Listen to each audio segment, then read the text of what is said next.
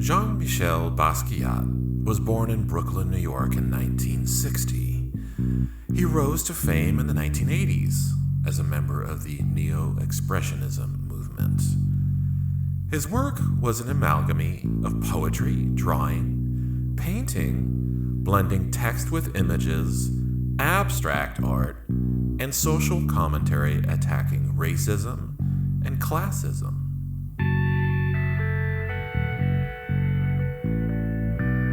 In 1978, Basquiat collaborated with Al Diaz on the New York graffiti scene as Samo, a graffiti tag idea they came up with while getting high on pot, referring to smoking the same old shit. The Samo tag accompanied short, poetic phrases weaved into satirical advertising slogans. The spray-painted Samo could be seen on buildings in downtown Manhattan. The messages felt corporate and engulfing as a critique of consumerism and poking fun at big businesses and art students, just the kind of thing that free-thinking teenagers drinking ale and smoking drugs might do.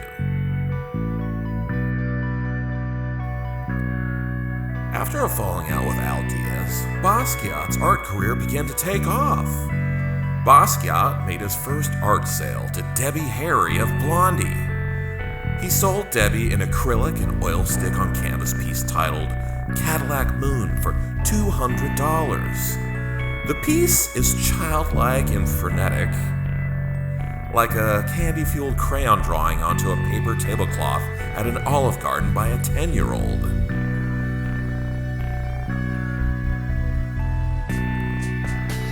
In September of '82, at the request of Basquiat, art dealer Bruno Bischofberger arranged a lunch meeting between Basquiat and American pop artist Andy Warhol. After lunch, Basquiat went home. 2 hours later, Basquiat delivered a still wet painting to Warhol, a double portrait of he and Warhol titled Dos Cabezos.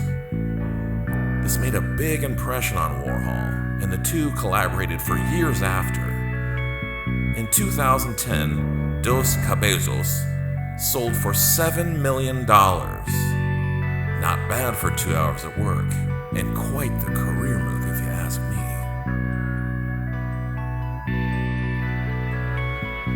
Hollywood Africans, painted in 1983, is a bit of a throwback to Basquiat's Samo days, portraying himself alongside graffiti artists Toxic and Rammellzee on a trip to Hollywood's Walk of Fame. It features a lot of text and words crossed out for emphasis. Moreover, it questions caricatures and stereotypes of African Americans in Hollywood.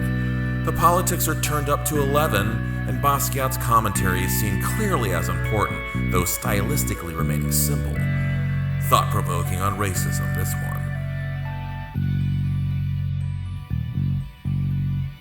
Basquiat's multicultural heritage takes form in this piece, Sábado por la Noche, 1984. The Spanish title from his Puerto Rican mother and the African masks from his Haitian father stirred in with his experiences of modern street life. Basquiat expands his repertoire here using a combination of acrylic, silkscreen, oil stick, and paper collage on canvas. To me, this feels like a big step forward in style and quality. Use of color is really appealing here.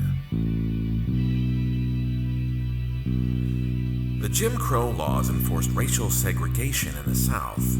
Jim Crow, 1986, is an anti-segregation painting.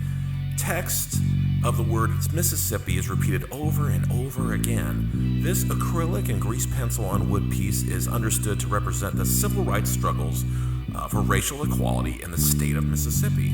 And I respect the message, but I still cannot wrap my head around the appeal of the aesthetic here. It looks to me as if a bored teenager drew in their notebook during math class instead of doing their practice quiz.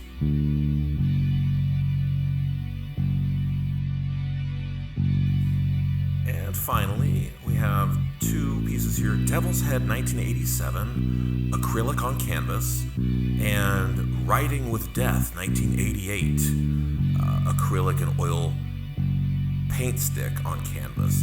These two, to me, look like they could be expensive pieces of art. It's a big, big step forward in my opinion. But hey, what do I